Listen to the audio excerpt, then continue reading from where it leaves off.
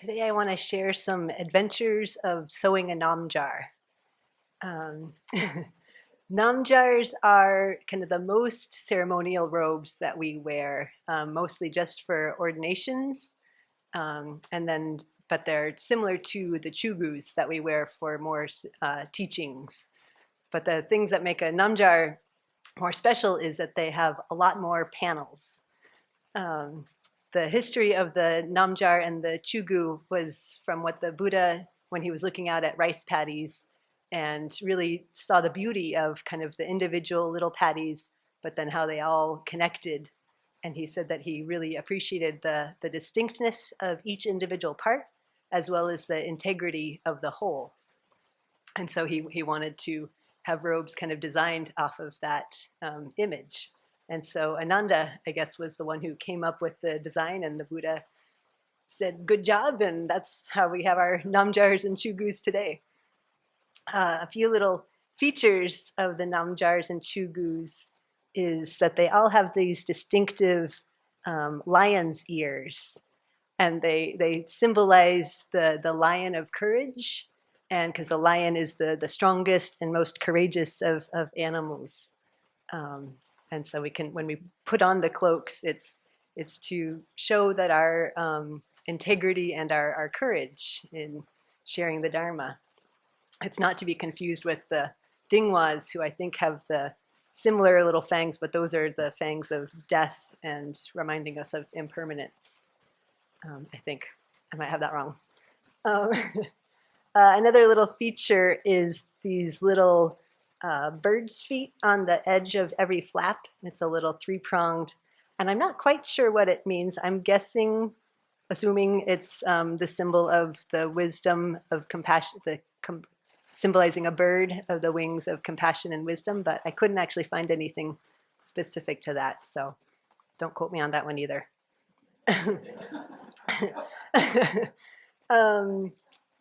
For each of the namjars, I think for chugus, there's typically 7 vertical panels and then 3 kind of smaller panels.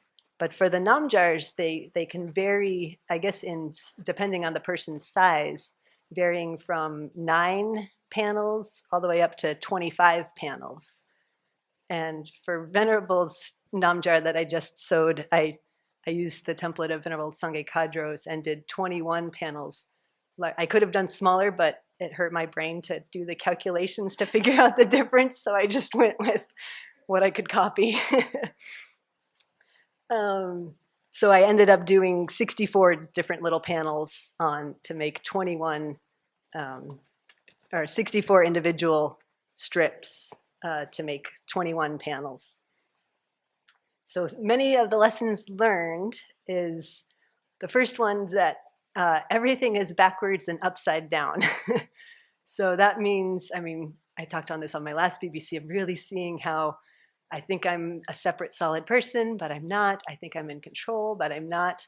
Everything that I look through in the Dharma is really backwards from how I think it is. And so in sewing the panels, I had to do it upside down and backwards, because the way they fit is it looks like that, where it's a final little flap, but to sew it you actually have to do it upside down, and then it flips over. So it was a constant awareness of what I was actually doing, which was such a good mindfulness practice of paying attention and thinking it through.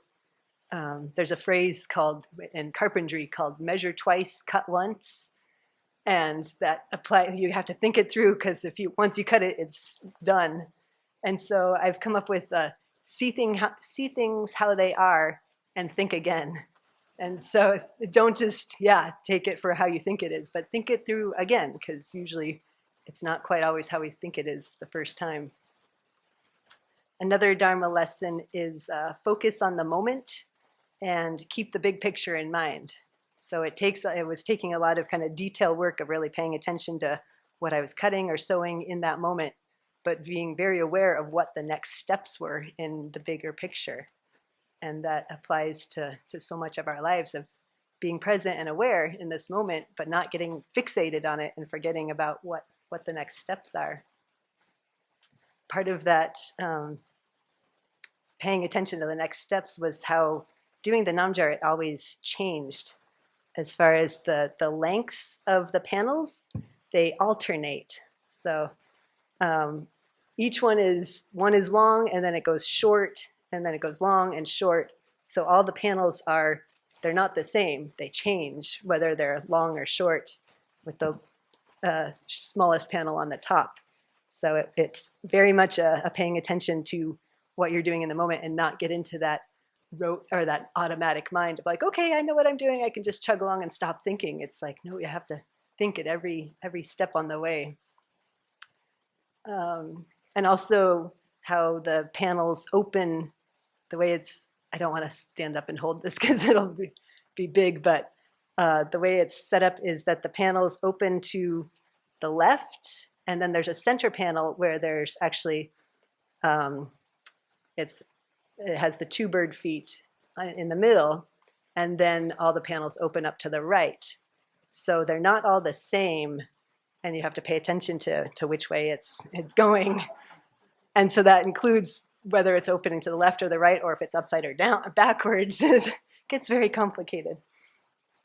And then also when I was sewing, I had to sew in the direction that the way the flaps were going. So I could, because if you sew against the flaps, then it sews the flaps upside down. So again, it was a very, very good mindfulness practice. And it's hard to know what the steps are because the way the chugus and namjars are sewn is that they're all interconnected, and so that there's no seams or stitches that are hidden. So they all are kind of tucked away on the inside. So everything, it's all interconnected in a very systematic process that you can't, skip over a step or do it backwards, because they're all interconnected and kind of tuck away and hide all the seams, which is a beautiful way to do it, but takes a lot of really looking and understanding how things work. So another lesson is that the middle way is not perfection. That I learned that going to the extremes is almost easier sometimes. Going to absolute perfection and obsessing and getting every detail right can be easier if you have a ton of time. Or you can go to the other extreme and just not care and just slap it out and do it as fast as possible, and just with the purpose of getting it done. But that doesn't really work either. And so finding that middle way of doing your best, not obsessing over making mistakes, but being aware of lots of different factors takes a lot more kind of flexibility and balance. Because I had to be aware of the time factor, that I didn't have a lot of time.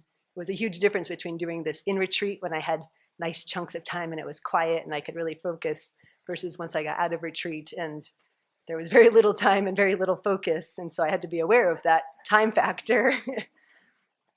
Another thing that made it tricky was this fabric is very slippery and fine. So getting to the little corners, I couldn't get too close on the sewing machine or it would suck it up and turn it into a big knotted ball and mess. So just paying attention to, counting the stitches, but then also accepting that there's going to be mistakes, because that's just how the many different factors that happen. And also the fact that I'm a beginner and learning how to do all of this is another factor.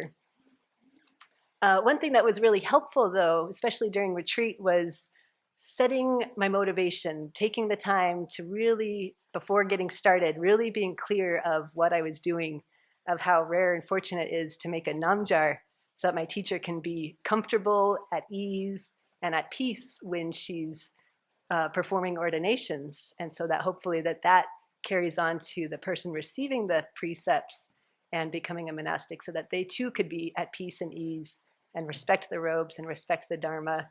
And may that continue to ripple out for a very, very, very long time. Having that motivation was so important in cutting out the factor of me, of worrying about, am I going to mess up, go do a good job or anything, but just having that much vaster view made it a lot nicer. So at the end, I had all the panels sewn together and was looking at it. And of course, I was kind of seeing a lot of little mistakes. But overall, I did pretty darn good. And I realized that's how I can look at myself. There's lots of little mistakes, but overall, we're all pretty darn good. That we have all of these, considering all the different factors of life and our confusion and ignorance and samsara, there's lots of mistakes and oopses, but we're pretty darn good. So accepting all those factors is much nicer than trying to go against reality of being like, I have to do this perfect for my teacher, but just seeing, okay, considering all the different factors, we're doing a good job.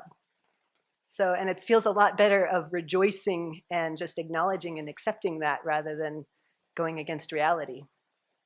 So maybe find joy in accepting what reality we're presented with, considering all the different factors, and really work to keep that vast motivation to become fully awakened so that we can truly be of greatest benefit to all beings.